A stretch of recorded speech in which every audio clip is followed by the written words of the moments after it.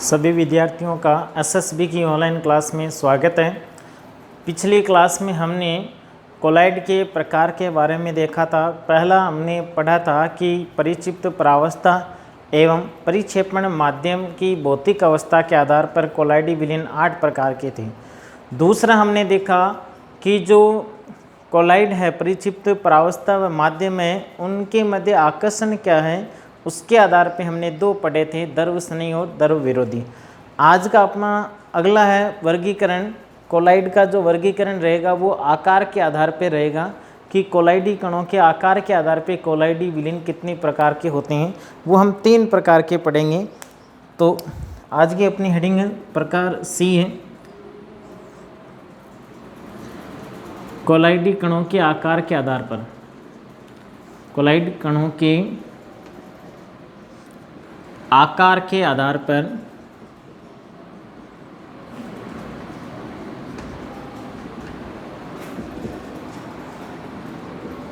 कोलाइडी कणों के आकार के आधार पे देखिए कोलाइडी विलीन 3 प्रकार के होते हैं। एक तो हम पढ़ेंगे बहुअणुक या बहुआण्विक,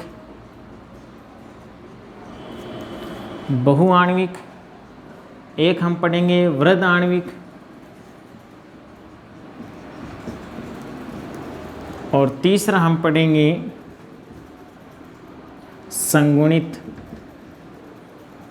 संगुणित कोलाइड। ये 3 प्रकार हम आकार के आधार पे पढ़ेंगे। तो सबसे पहले हम बात करते हैं बहुआण्विक कोलाइड क्या होता है। कणों के आकार के आधार पे है पहला बहुआण्विक। नाम से पता चल रहा है बहु मतलब बहुत सारे, जैसे आपने बहुलक पढ़ा, पोली का अर्थ होता है अनेक, उसी प्रकार बहु का अर्थ अनेक। ठीक है, जैसा आपने बहुमत सुना, यानी बहुत सारे मत, अनेक मत देके विजय बनाई, तो वो ये बहुआण्विक, बहुत सारे अणु। यानी जब कणों का आकार कोलाइडी कणों से छोटा हो, यानी 1 नैनोमीटर से छोटा हो, यानी ऐसे कण या अणु जिनका आकार 1 नैनोमीटर से कम हो, ऐसे कण या अणु जिनका आकार 1 नैनोमीटर से कम होता है, वो क्या करेंगे, बहुत सारे अणु आपस में जुड़ के, जैसे मान लो ये अणु है, ये 1 नैनोमीटर से छोटे हैं, ये आपस में जुड़कर कोलाइडी कणों का आकार ग्रहण कर लेते हैं। यानी आपस में जुड़ जाएंगे और 1 नैनोमीटर से 1000 नैनोमीटर के बीच का आकार ग्रहण कर लेंगे, वो कहलाएगा बहुआण्विक कोलाइड। जब बहुत सारे अणु यानी छोटे छोटे अणु जुड़कर, जैसे आपने योगज अभिक्रिया पढ़ी है, योगात्मक अभिक्रिया पढ़ी है, वैसे ये है कि बहुत सारे छोटे छोटे अणु जुड़ेंगे और कोलाइडी कणों का आकार ग्रहण कर लेंगे, वो कहलाएगा बहुआण्विक कोलाइड। जैसे स्टार्च, गोंद, जिलेटिन, ये सभी क्या होंगे, बहुआण्विक कोलाइड रहेंगे। दूसरा नाम है वृहद आणविक। वृहद का मतलब होता बड़ा, जैसे बहु में तो था छोटे कण थे, वो जुड़ रहे थे, कोलाइड कणों का आकार ग्रहण कर रहे थे। अब है वृहद आणविक। वृहद का मतलब होता बड़ा, यानी जैसे प्रोटीन है या कोई बड़ा कण है, प्रोटीन की बात करेंगे, जिनका आकार 1000 नैनोमीटर से बड़ा है, वो क्या करेंगे, टूटकर 1 नैनोमीटर से 1000 नैनोमीटर के बीच का आकार ग्रहण कर ले। यानी बहुत बड़ा अणु है, वो टूट कर क्या कर ले, कोलाइडी कणों का आकार ग्रहण कर ले, वो क्या कहलाएगा, वृहद आणविक कोलाइड कहलाएगा। जैसे प्रोटीन है, सेल्यूलोज है, स्टार्च है, ये स्टार्च नहीं है, सेल्यूलोज है, ये सभी क्या कहलाएंगे, वृहद आणविक कोलाइड। यानी जो बहुलक प्रकार के होंगे वो सभी किस में आएंगे, वृहद आणविक में कहलाएंगे। वो बड़े आकार के होंगे, टूटकर किसका आकार ग्रहण कर लेंगे, छोटे आकार। तो ये 2 थे, लेकिन अब सबसे महत्वपूर्ण अपना जो टॉपिक है इसमें रहेगा संगुणित कोलाइड। कोलाइड के इस प्रकार में बोर्ड में जो क्वेश्चन आते हैं वो संगुणित कोलाइड से आते हैं। तीसरा प्रकार है संगुणित कोलाइड। संगुणित कोलाइड, अब देखते हैं संगुणित कोलाइड क्या होते हैं। इसको साहचरी कोलाइड भी कहा जाता है, साहचरी कोलाइड, इनको साहचरी कोलाइड भी कहा जाता है। ठीक है, बहु आणविक है, सॉरी, संगुणित कोलाइड, या इसी का दूसरा नाम क्या है, संगुणित कोलाइड। अब देखिए संगुणित कोलाइड क्या है। ऐसे पदार्थ, परिभाषा ध्यान रखना, परिभाषा आ चुकी है बोर्ड में, ऐसे पदार्थ, इसलिए मैं लिख रहा हूँ बोर्ड पे, ऐसे पदार्थ जो कम सांद्रता पर, कम सांद्रता पर साधारण विलयन की तरह व्यवहार करें, साधारण विलयन की तरह व्यवहार करें, व्यवहार दर्शाएं। कम सांद्रता पर साधारण विलयन की तरह व्यवहार दर्शाते हैं, परंतु उच्च सांद्रता पर, परंतु उच्च सांद्रता पर, परंतु उच्च सांद्रता पर संगुणित कोलाइड की तरह व्यवहार दर्शाते हैं, संगुणित कोलाइड की तरह व्यवहार दर्शाते हैं। यहाँ इसको ऐसा लिखें, संगुणित होकर, संगुणित होकर कोलाइड का आकार ग्रहण कर लेते हैं, संगुणित होकर कोलाइड का आकार, कोलाइड का आकार ग्रहण कर लेते हैं।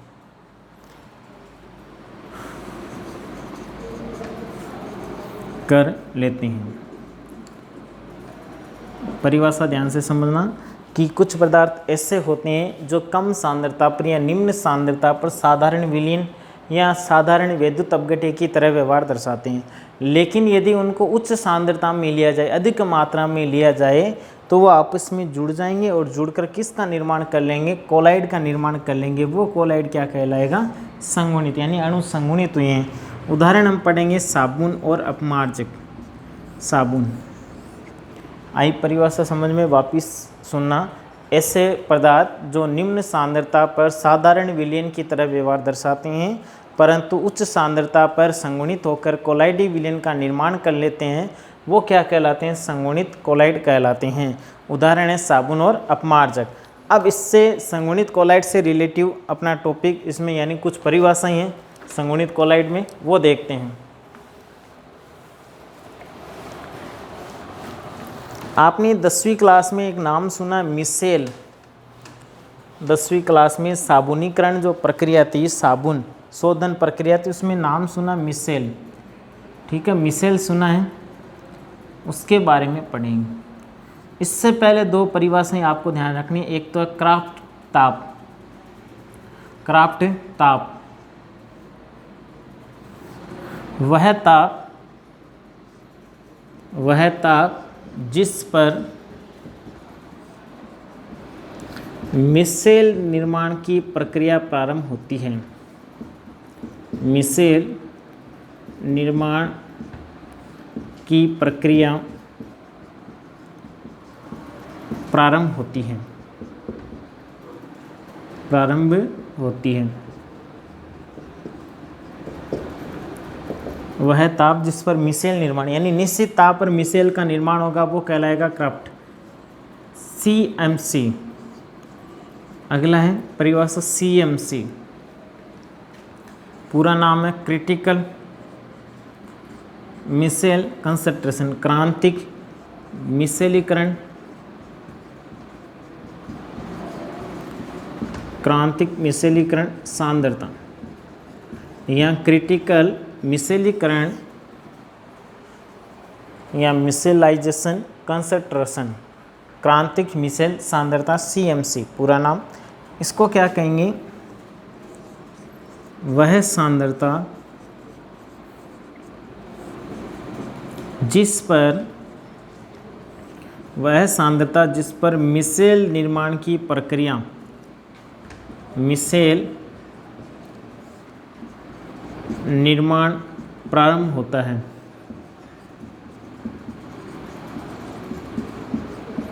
अभी हमने संगुणित कोलाइड में पढ़ा था कि निम्न सांद्रता पर विद्युत अपघटन या साधारण विलीन, उच्च सांद्रता पर कोलाइड विलीन, तो वह कौन सी सांद्रता होगी जिस पर वो मिसेल निर्माण कर लें। तो आपके लिए ऑप्शन टाइप क्वेश्चन अगर होंगे तो उसमें 1 नंबर का क्वेश्चन पूछा जा सकता है। साबुन के लिए 10⁻⁻4 से 10⁻3 मोल प्रति लीटर होती है। साबुनीकरण यानी साबुन के लिए CMC की वैल्यू पूछी जाए तो 10⁻4 से 10⁻3 के बीच में होती है। यानी ये दोनों क्या है, CMC है। तो ये दो परिभाषाएं आपको ध्यान रखनी है। अब बात करेंगे साबुन, ठीक है। साबुनीकरण या साबुन जो है मिसेल किस प्रकार निर्माण करेगा, मिसेल का कपड़ों को कैसे धोगा, वो आपने 10वीं क्लास में वैसे पढ़ा है। तो हम थोड़ी सी जानकारी वापस ले लेते हैं। सबसे पहले बात करते हैं साबुन होते हैं क्या हैं। साबुन जैसे स्टेरिक अम्ल होता है C17, H35, COONA, sodium steric अम्ल, ये एक प्रकार का साबुन है, ठीक है। साबुन क्या होगा, सबसे पहले इसका आयनीकरण होगा। आयनीकरण, साबुन का आयनीकरण होगा तो C17, H जो 35 है और COONA है, ये दो भागों में टूटेगा।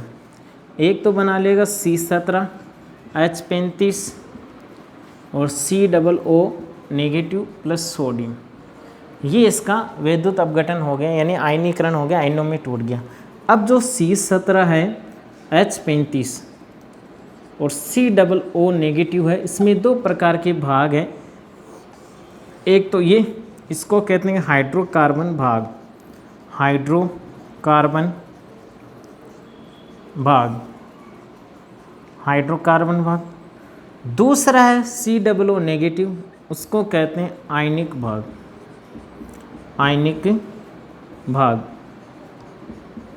दो है, एक तो है हाइड्रोकार्बन भाग, एक है COO।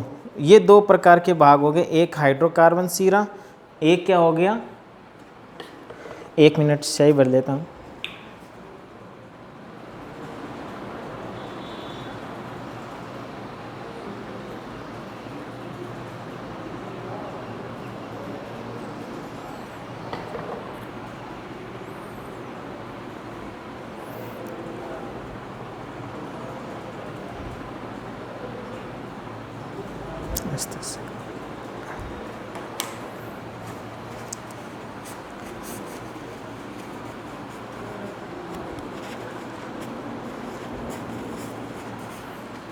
तो दो प्रकार के सिरे थे, एक हाइड्रोकार्बन और एक आयनिक, ठीक है।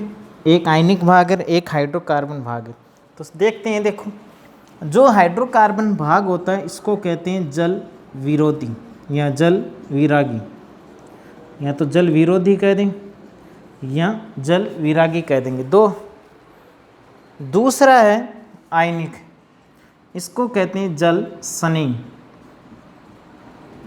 इसको क्या कहेंगे, जल स्नेही सिरा। दो प्रकार के हैं, एक तो जल विरोधी और एक है जल स्नेही। ये जो जल स्नेही होता है वो होता है जल के अंदर, और ये जो जल विरोधी है वो रहेगा जल से बाहर। इतनी चीज़ें समझ में आई, वापिस सुनिए। साबुन है स्टेरिक अम्ल या कोई वसी अम्ल, उच्च वसा अम्ल है, तो वो C17, H35, COONA। यह याद नहीं रहे तो आप सीधा RCOON लिख सकते हैं, Na। R का मतलब एल्किल श्रृंखला कितनी भी बड़ी हो सकती है। आयनीकरण होगा तो दो भाग बनेंगे, एक धनायन और ऋणायन।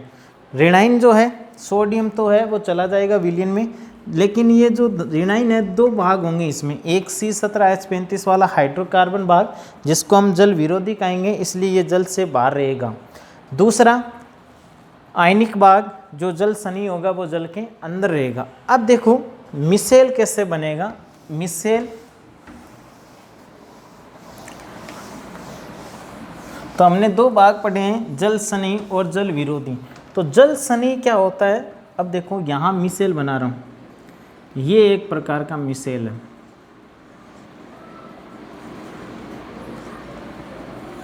मिसेल का मतलब है कि साबुन के बहुत सारे अणु आपस में संगुणित होकर एक चक्रीय संरचना का निर्माण कर लेते हैं। साबुन के बहुत सारे अणु आपस में जुड़कर एक चक्रीय संरचना का निर्माण करते हैं, उसको कहते हैं मिसेल। ये चक्रीय संरचना क्या है? मिसेल है। ठीक है। अब मिसेल में क्या होगा कि जो बनाता हूँ मैं, अभी हमने पढ़ा C17H35, ये था हाइड्रोकार्बन। ठीक है, हाइड्रोकार्बन और इसी प्रकार COO नेगेटिव था, आयनिक। हमने कहा कि जो आयनिक हिस्सा है वो होता है जल स्नेही, और जल के क्या रहेगा? अंदर। ठीक है, और ये जल विरोधी है, या जल विरागी लिख दूं, और ये जल से क्या रहेगा? बाहर। ठीक है। अब मान लो साबुन की शोधन प्रक्रिया आ जाए तो ये कोई अशुद्धि लगी हुई है, मान लो तेल या ग्रीस ऑयल लगा हुआ है। अब इस पे जैसे ही आप साबुन को रगड़ोगे तो जल विरागी भाग जो होगा जल से बाहर रहेगा, वो क्या करेगा? इससे क्रिया करेगा। इससे क्रिया यानी ये जो दो मैंने ऐसे लिखा है, ये है हाइड्रोकार्बन पूंछ। ठीक है, हाइड्रोकार्बन, और ये क्या? आयनिक सीरा, ध्यान रखना। तो यहाँ मैं इसको ऐसे भी बना सकता हूँ, COO नेगेटिव, ऐसे भी बन सकता है। तो ये चीज़ें आपको ध्यान में रखनी है। तो जो ये जल के बाहर है वो क्या करेगा? अशुद्धि से क्रिया करेगा। तो हाइड्रोकार्बन को हमने इससे दर्शाया, तो ये हाइड्रोकार्बन इससे क्रिया करेगा। और जल स्नेही क्या था? जल के अंदर था, तो वो बाहर दिखेगा इसमें। यानी दो चीज़ें आपको बिल्कुल ध्यान रखनी है, क्वेश्चन में कंफ्यूज नहीं होना है। कई बार क्वेश्चन आता है कि जल में हाइड्रोकार्बन सीरा कहाँ रहता है? तो जल के बाहर रहता है, और आयनिक सीरा जल के अंदर रहता है। क्वेश्चन आ जाए मिसेल में हाइड्रोकार्बन सीरा कहाँ रहता है? तो मिसेल में हाइड्रोकार्बन सीरा ये है, और ये कहाँ है? अंदर। और आयनिक सीरा क्या रहता है? बाहर रहता है। यानी पहले कोई अशुद्धि थी, उसके ऊपर साबुन को जैसे रगड़ा तो उसका जो बाहरी सीरा था जल हाइड्रोकार्बन, वो उस अशुद्धि से क्रिया कर लेगा, आकर्षण जुड़ जाएगा। अब ये अंदर चला गया तो जल स्नेही कहाँ रह गया? बाहर रह गया। अब जैसे इस पे पीटा जाएगा या इसको ब्रश रगड़ा जाएगा तो ये जो है ना आयनिक सीरा इसको खींचेगा, और अशुद्धि क्या होगी? इसके साथ बाहर निकल जाएगी। तो ये थी साबुन और साबुन की शोधन प्रक्रिया। तो ये अपना टॉपिक था जो कोलाइडी विलेन के प्रकार 2 दिन में हमने कंप्लीट कर लिया। अगला टॉपिक होगा कोलाइडी विलेन बनाते कैसे हैं, वो वीडियो देखेंगे। तब तक के लिए धन्यवाद।